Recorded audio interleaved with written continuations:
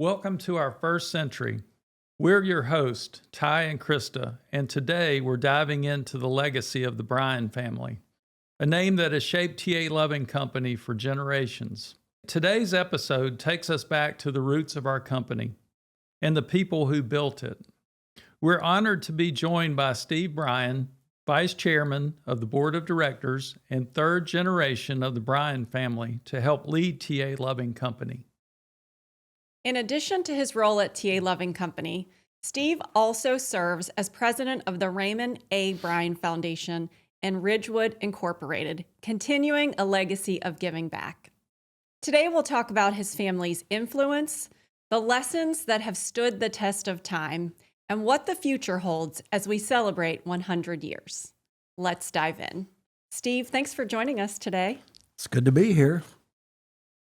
So, Steve, your family has a really long history with TA Loving Company that goes back generations. Can you share a bit about your grandfather, Raymond Bryan Sr., and his journey with the company? Yeah, our family's been with the company 93 years, all but the first 7. But he was working for W.P. Rose, and they were a builder. And they went into receivership in the Great Depression. And he met Mr. Loving somewhere in Goldsboro.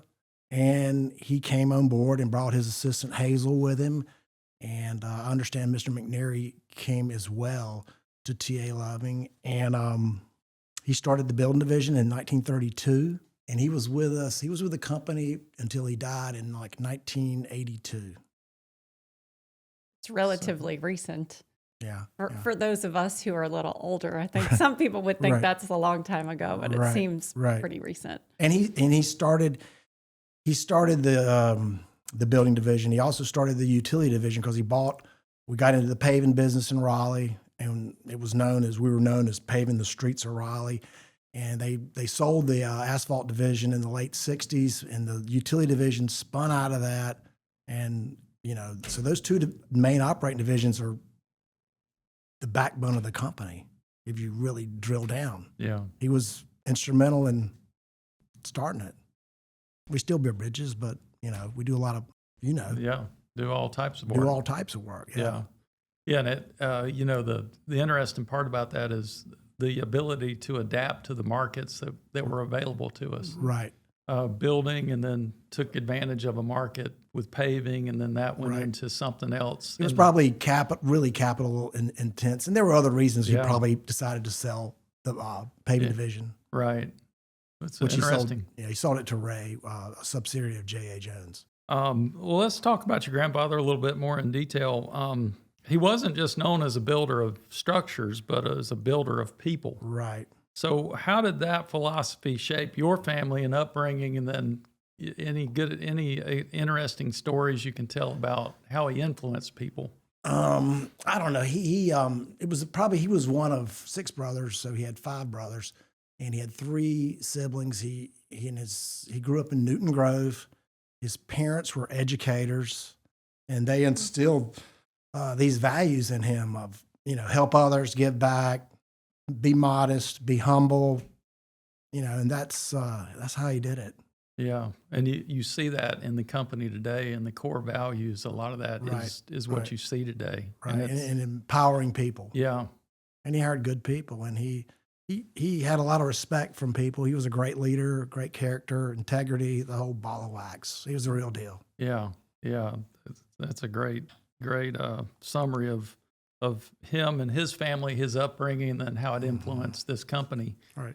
100 years later. Right. All of his brothers were successful. Steve, you shared with me a story, I think it was about your grandfather, about him supporting someone through their degree program. Will you tell us a little bit about that? Yeah, he at NC State, he paid Frank Billings, paid his tuition at NC State, is what Frank said. And then Frank came to work at TA Loving, and then Frank left TA Loving and started his own company in Raleigh, Billings and Garrett, in 1974.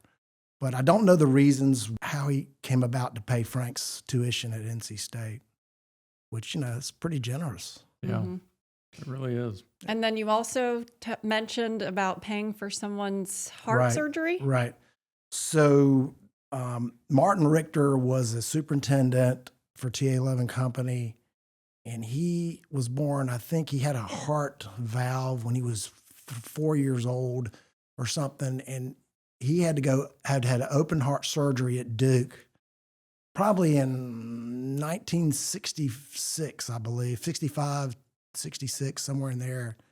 And Bobby Richter, his son, told me the story that he heard that it was $16,000 for the bill, that was in 1964.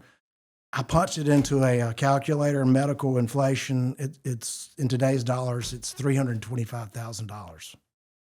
I mean, Yeah. that's the kind of guy he was. Yeah. It's great He's pretty to see that how much he cared about others.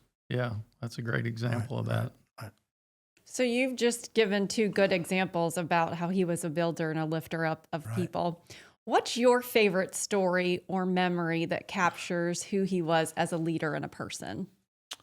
I'd have to say probably he got a very prestigious award in 1975. It was North Carolina Citizens for Business and Industry. It was at the Civic Center in Raleigh. Sam Irvin got the Public Service Award, and he got the Business Person of the Year. It was his speech was only 28 words, so it's not about him. He's not going to get up there in the grandstand. He thanked them, and anyway, he was just that's just kind of guy he was. Steve, you said that when your grandfather won the Distinguished Citizenship Award, that his speech was 28 words. So now I'm curious, what were those 28 empowering, impactful words? Okay, I'll read it. The 28 words he said, "It is with humility and deep appreciation for this award that I thank the North Carolina Citizens Association, and I will cherish this all of my life. Thank you." 28 words. 28 impactful, Powerful direct. words. Yes. Yeah. He just didn't, he wasn't going to go on and talk about, he wasn't going to, stay up there and talk about himself. Mm-hmm. A testament to his focus on building others. That's right. It's not about him. Well, Steve, I know you're extremely proud of your family's history, and specifically talking about your grandfather in a little bit more detail. I thought it would be a good thing to read this award that he won. It was a citation for distinguished citizenship. Raymond Arthur Bryan. I'm gonna read the first paragraph because I think it really is a great thing. A son of Eastern North Carolina, who became one of the master builders of his state and region. Neither success nor acclaim has diminished his basic humility and his genuine modesty. For him, affluence and influence were never ends in themselves, but only means to stronger service to his community and his fellow man. Always shunning pomp and self-advertisement, he made a lifelong habit of good deeds, performed quietly and often anonymously. His time and his ability have been ever available to government, to institutions, and to individuals. He is a man of business, esteemed by his colleagues, revered by his community, cherished by all who know him and the fruits of his works and days. That is a powerful statement to be able to say that about an individual. Truly is. You've got a list of accomplishments there. Would you share that with us? Yeah, I found this in a file in my dad's office. Anyway, it talks about some of the things he entered. He entered in partnership in 31 with TA Loving and was one of 3 original stockholders. He was a partner and secretary from 31 to 47, became president in 47, retired as president in 69, and became chairman of the board until 82. He served a lot of directors, a lot of boards. He was State Capital Insurance from 56 until its merger with Durham Life in 1970. And he was on Durham Life Insurance. He was a director for Carolina Power and Light for 17 years, 57 to 1970. Director Wachovia Bank and Trust in Winston-Salem. Director Atlantic and East Railroad, Washington, D.C. Director Carolina Motor Club, that's now known as AAA. Director and President of Carolina's Branch, Associated General Contractors of America in 1940. Director, NC State Engineering Foundation. I mean, it goes on and on. Associate in Cameron Village Shopping Center, 1949 to 64. Associate North Hills Inc. and various shopping centers, 47 to 1980. Founder of Cameron Mortgage Company, 1949, became Cameron Brown. Aviation Fuel Terminals, early 50s. Board of Trustees, Meredith College for many years and received the Harris Bell Award in 1975. Board of Trustees, Campbell College. Founder and headed the Goldsboro United Fund and received its highest honor by the Salvation Army for service on the board. That was called the Others Award. Founded the R.A. Bryan Foundation in 1956. Watauga Medal from NC State in 1977. Just a whole bunch. Quite impressive. Right. Wide ranging. I mean, it's Wide-ranging. really impressive. It's a very significant legacy. Let's switch gears a little bit and talk about growing up, being surrounded by all of these stories about his work. So, were there any moments that made you feel personally connected to your family's legacy of the construction work? I'm the only sibling that went to work for the company. I was the middle child, so I guess I'm the responsible one, according to my brother and sister are more artsy. I worked in a hospital addition in Monroe. I worked in Chapel Hill on a hospital addition. I worked at the School of Math and Science. I got my feet wet and saw how, the people in the field know what's going on. I mean, that's where the real nitty gritty. And I wanted to do that. So I went out and, that's where I learned about the business. Mm-hmm. The story I think about is, and I know you've told me a few times about the impact, when you were in Moorhead and went out on the bridge. Yeah. That's a good That was story. that was a really cool story. Yeah. He just went up and we got our friends down the street, and I was probably 8 years old or something. My brother's a little older, and we go out and he goes up to the bridge tender and introduces himself. He didn't know him. He said, I'm Raymond Bryan with T.A. Loving Company, and we built this bridge. I don't know if he said, we built this bridge, and these boys want to go up and watch it open and show them. And he didn't, nowadays they wouldn't do that, but we walked up and they opened the bridge. It was the coolest thing ever. Yeah, that's neat. A tug and barge were coming by, to open up for. I thought that was really cool.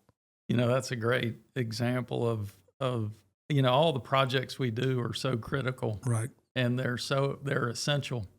It's whether it's a bridge or it's a hospital or it's a school or the infrastructure that from a water and wastewater perspective, the great things this company does, and it's all based on what your grandfather put in place many years ago. Right.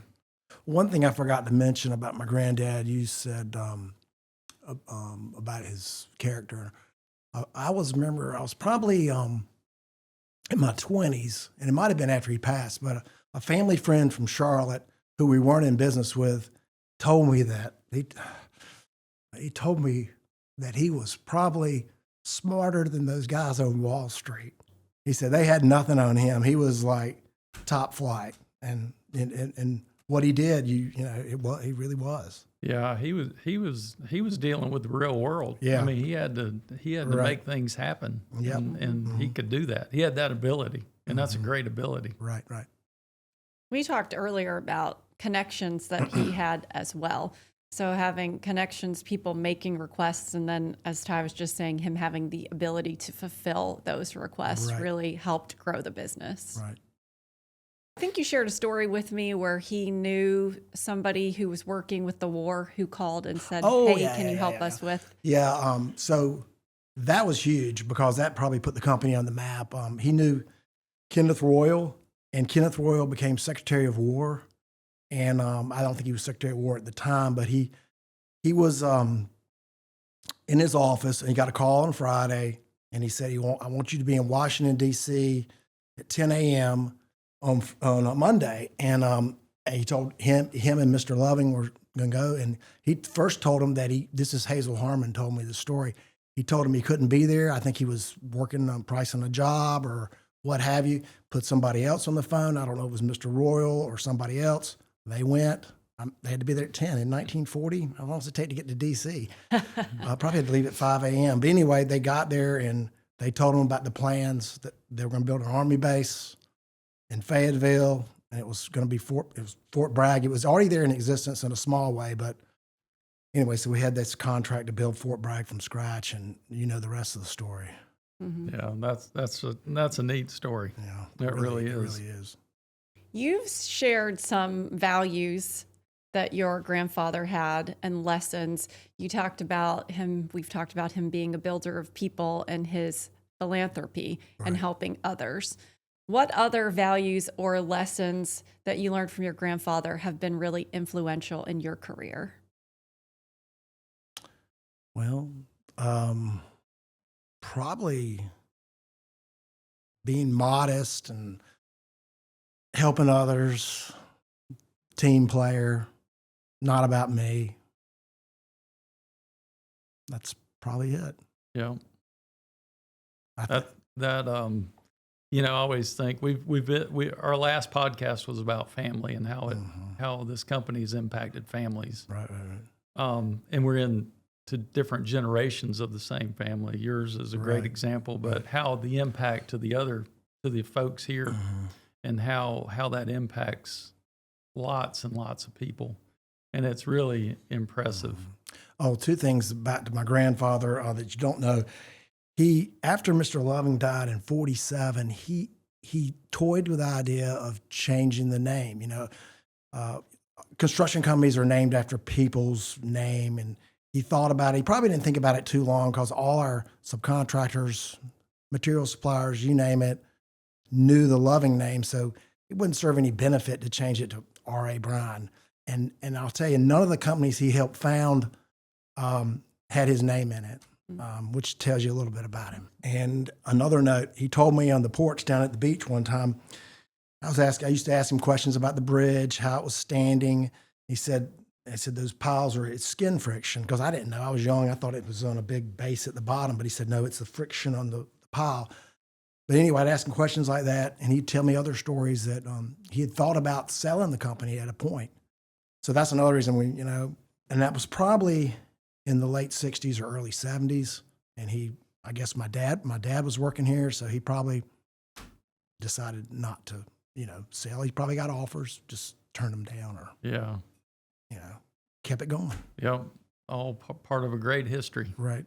That we're able to celebrate at this time. So you just mentioned your dad. Tell us about how your dad came to join the business. So my dad went to NC State and graduated. Then he went 2 years to Korea, came back. Actually, I found a letter. Willie York wanted him to go work for him in Raleigh, and he turned it down for managing the shopping center with him that my granddad built with him. But anyway, Dad came here, went to work. He worked here longer than my granddad. I mean, he worked here from, say, 52 to up till he passed in 2016, so like 64 years. And my granddad was here like 50 years. But Dad came here, and he was president from 69 to probably 1990, and then he decided to step down from day to day and hand it over to Sam. And there you go. And I was able to know your dad and spend some time with him during my time at the company. And a lot of the ways you described your grandfather were what I saw in your dad. Mm-hmm. So you got to see a lot of his involvement with being involved in different associations and being on boards and things like that, and how he cared about people and he cared about North Carolina. So anything you'd like to add about your dad? Yeah, well, they say the apple doesn't fall far from the tree. So he was like my granddad in a lot of ways. And I don't know. He went to state and graduated, and then he went to into Korea. He was in Korea for 2 years, and he was an only child. So my grandmother didn't really. She probably wasn't too really happy about that. But he made it back, and he followed my granddad in the business. Became president in '69 through '90, and he was on the board at Campbell for Campbell University. It was Campbell College when he probably started as Campbell University for about 45. One of their longest serving trustees, and he got several awards from Campbell. He got NC State awards, Distinguished Engineering Alumnus Award from NC State. He was director at First Union Bank in Charlotte, the big bank, the big board, in the back, in the 70s and 80s. And he was also, he's a trustee at Independent College Fund and past president of a student aid association at NC State. And he was a lot like my granddad in a lot of ways. And, worked here for over 64 years. Yeah, and I know I mentioned it earlier, but the ability to provide opportunity for the folks here at TA Loving Right. Company and to empower them, Right. that's noteworthy. Right. And he did a lot of things like my granddad nobody knew about. People come up and tell me stories about what my granddad did for him, or my dad. My dad heard him about what his dad did for people, and then I hear them from both. And like David Will here in town tells me a story about my granddad, and my dad was in business with him at a business here in Goldsboro for a time, but he did a lot of things just nobody knows about. Didn't want any kind of acknowledgement, just doing the right thing. Yeah, helping people. Yeah. From when you think about what the message is for all of our employees, and you look forward and the continuation of what's in place and how we want to grow and give them continue to be a place of opportunity. Any comments about like that? One thing that struck my mind is what David mentioned at the supervisors meeting, that only 0.5% companies make it to third generation or fourth generation or something like that. And I mean, and it's we've done that, and we just keep going. But it's hard to do that in any business. It's hard, extremely difficult in the construction business. Right. That's what I think. And I think about all the people that make that happen, that are here at TA Loving Company, and it's founded on our history, all the great things that have been put in place for many, many years, and the hard work and commitment and dedication from a lot of folks. Right. But today, being here today, our employees know that this is a place of a refuge for them to be successful, to have opportunity, to be able to build it to the next generation. Just like yourself, you started around probably high school, college. Yeah. Probably doing labor. Yep. And today, CEO. Yep. It can happen. Great example. Mm-hmm. I mean, that's how it works, and this company's always been that way. And then you think of the Humphrey brothers. Yeah. That's amazing. I mean, you just don't. They have 150 years experience. I mean, you just don't get that. Yeah. That's tough. That is, you're right. That is really incredible. What do you think both your grandfather and your dad would think about this year, especially where the company is and being able to celebrate it like we are? They would say we stuck it out in tough times, and we had determination, and we hired great people, and they'd be proud that we're still around. Yeah. From a business perspective, how have you seen the business change or the construction industry change over the years? Well, in the building division, going back to Fort Bragg, there was a lot more self-performing in the building division, and now they manage and subcontractors. That's one thing, and that's one thing that comes to mind. It's a tough business. Yeah, it hadn't always been this good. We've had You're tough right. years. Yeah, yeah, you're exactly right. And we made a decision to downsize bridge. I don't know, it was in the 90s, I guess, with all the cranes and stuff. Yeah. Very capital intensive. And I guess, it's like anything is risk and reward. And I guess the risk was outweighing the reward of doing the big structures that we used to do. That's something else has changed. You think about all the things that have changed, but the things that haven't changed are we still have to mobilize a workforce. Right. We still have to have people. We still have to take care of people. Right. Still have to provide opportunity. And Right. that's what this company's always done. Right. And it started with the outlook from your grandfather on how we're going to take care of folks. And Right. and we do that today. And I think that's so critical to this company and us being here for 100 years, and then as we look forward to Right. the next 100 years. Right. If we go back to your grandfather for a minute, we talked about his focus on community service, giving back, building people. Why do you think that was so important to him? Probably the way he was raised by his parents, because they probably instilled those values in him. They were educators, Mm-hmm. and they were teachers, actually, in Newton Grove, and they probably did a little farming as well. But his parents probably instilled that in him, and because all his brothers are, pretty much, they're all, the same. I mean, his brothers and his sisters. And he started a foundation. The foundation he started in '56, I believe. I did not know when that started. No, that is It's great. been around a long time. Mm-hmm. From a foundation perspective, what are some of the projects that have come out of that foundation or have been supported by that foundation that are most memorable or mean the most? Well, the one that really sticks out is he contacted Leslie Boney.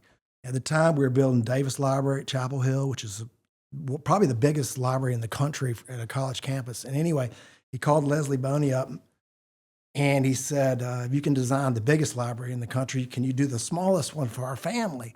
And so he, Mr. Boney, went to work, and he said, I want to give since his parents were educators, he built a library for the city of Newton Grove and dedicated it to his parents. And their portraits are inside.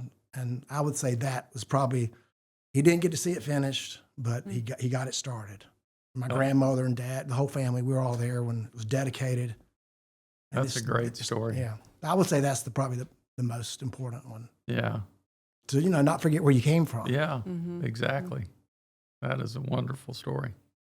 If your grandfather could see TA Loving Company today, what do you think he'd be most proud of?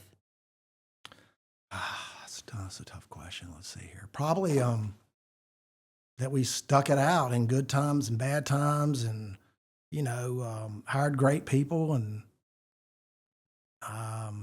empowered those people to keep it going. Dad was here. Actually, my dad was here longer than my granddad, I believe. He was here. Yeah, my granddad was here for like 50 years, and we've been like owners for 78 years. I don't know. I think that he would just be proud that we stuck it out through the good times and the bad times. Because we used to have some tough years, losing years. Yeah. And, it's cyclical. Yeah, it is. It's like I said, it has not always been like it is today. Right. And the perseverance and the tenacity and the ability to withstand those difficult times are what that really truly defines a company. Right. And it is wonderful to be here today and be able to celebrate like we are. Yeah. It takes tough. I mean, you're working out in the elements, it's muddy, it's cold, it's, and I don't know, it's the people at the front line, it's not like working inside a controlled environment like this. Yeah. We count on a lot of folks to get out there and take care of business every day. Exactly. That's exactly right. And there's so many moving parts in this business, with the owners and the engineers, and it's like an orchestra. It really is. We're the That's a really conductors. good way to say it. We're the conductor. Yeah, that's a great way to say that. Yeah. What else is important for people to know about your family's legacy with TA Loving Company? I don't know, if you just perseverance, empowered people. Yeah, those are the kind of things I was thinking about. And I go back to what you started off and talking about your grandfather, his family, his upbringing, and how the core values really Right. tie back to that. And Right. I think that's so critical. And how we operate, how we treat people, how we empower people, how we run the business. Right. You know, I think it all goes back to that time and the Right. influence. Right. The Bryan, him as a person, but his family, the influence they had. Yeah. I just think that's a really incredible story. Well, Steve, as we look back on 100 years of the Bryan family's impact, what message do you hope people take away from this story?